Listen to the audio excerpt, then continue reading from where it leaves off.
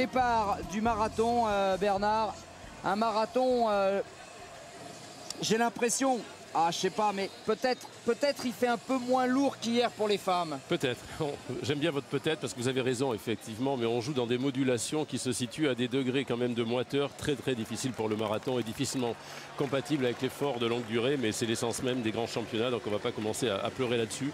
Ils se sont préparés à cela, mais il faut pas se leurrer, ça va être extrêmement difficile. Le marathon maintenant, je dirais, le fer de lance d'une pratique de santé, d'une pratique de plaisir qui est universellement reconnue depuis une quarantaine d'années. Il faudra pas qu'ils soient démoralisés, les marathoniens. Il y aura un Français d'ailleurs. James Sturry. James Sturry, d'origine kenyane, entraîné par Jean-François Pontier du Clermont Athlétisme Auvergne, le même club que Renaud Lavillenie. Se méfier de Ruggero Pertile, c'est-à-dire que cela signifie simplement que sur marathon, c'est l'homme en forme du jour plus que le palmarès qui compte en fait. Ah oui, ça c'est sûr.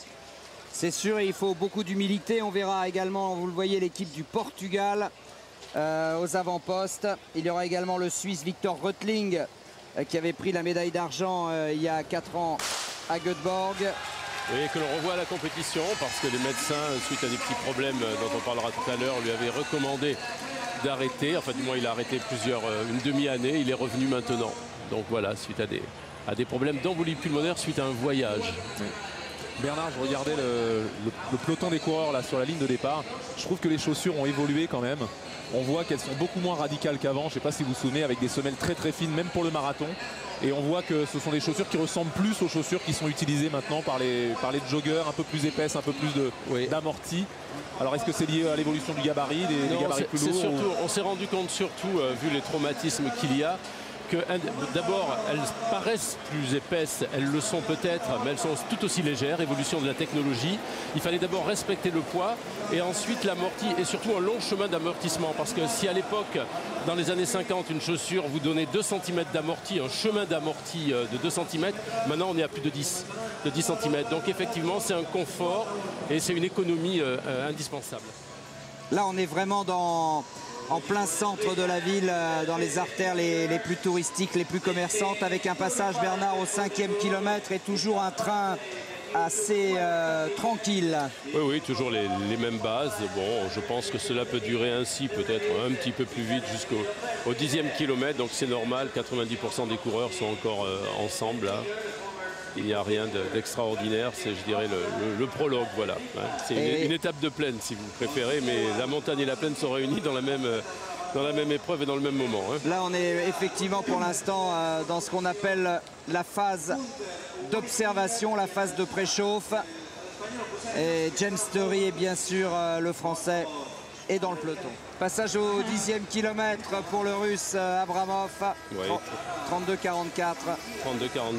donc ils sont allés cette fois-ci un petit peu plus vite. Ils sont passés à peu près sur 19 km/h. Donc il a accéléré quand même et donc je pense que les premiers dégâts devraient arriver vers le semi à peu près, 15 à 20 km. Allez, retour avec le peloton où j'ai l'impression, Bernard, que ça s'accélère là. Ben oui, le bûcheronne, Röttling et les autres suivent, mais effectivement Baghini est toujours dans le peloton aussi, mais il y a un peloton d'une vingtaine à peu près de coureurs qui a lâché un petit peu Abramov toujours, donc voilà, qui passe sous les brumisateurs, il tend la main.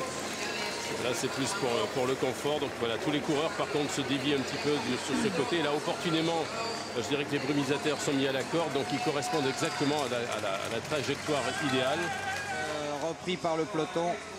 Ouais, Röttling avec sa position un petit peu assise, c'est assez fort en quadriceps, là, le Suisse sur la gauche. Il faut amortir, effectivement, il faut amortir les chocs. Voilà, Röttling qui a la gentillesse de prévenir, j'y vais un petit peu. Je vais essayer de... D'ailleurs, il est revenu, vous avez vu qu'Abramov bûcheronne, mais derrière maintenant, sur la droite de l'écran. Ouais, il a... Manifestement, il rentre dans le rang, alors que Röttling souffre derrière avec Alberto Tchaika, le Portugais. Oui, record personnel 2h09-25 et il est déjà lâché. Donc ça c'est intéressant quand même, quand on vous parle de la forme du jour, elle est essentielle et c'est vrai que cela est encore plus accentué bien sûr par les conditions. Alors et Abramov est lâché à son tour. Oui, il a d'ailleurs tombé la hache. Ouais. Là, il va maintenant payer ce qu'il a fait tout à l'heure. Là encore des concurrents attardés avec notamment Schatz, le polonais. James Sturry, le français, aux avant-postes. Il est pour l'instant parfait, mais nous n'en sommes qu'au 15e kilomètre. Cela dit, c'est bien James. Il occupe, à mon sens, la meilleure place, c'est-à-dire qu'il est au contact, mais il est caché dans ce peloton. On le voit là, James Sturry au deuxième plan. L'homme de Clermont-Ferrand, d'origine kenyane, qui est passé par la Légion étrangère. Entraîné par Jean-François Pontier, ouais. Donc, hein, il habite à Clermont, où on vous disait juste qu'à Clermont, il peut faire très chaud des fois. Hein, c'est quand même un climat très continental.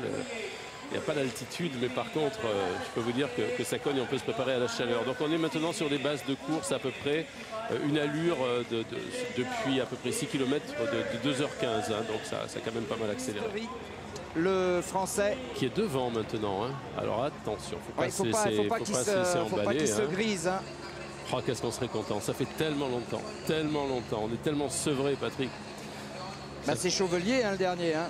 Oui, c'est chaud. Hein. 20e kilomètre, voilà, intéressant. 20e kilomètre. Très intéressant pour voir comment cela s'est passé. 1h04, 40. Hein.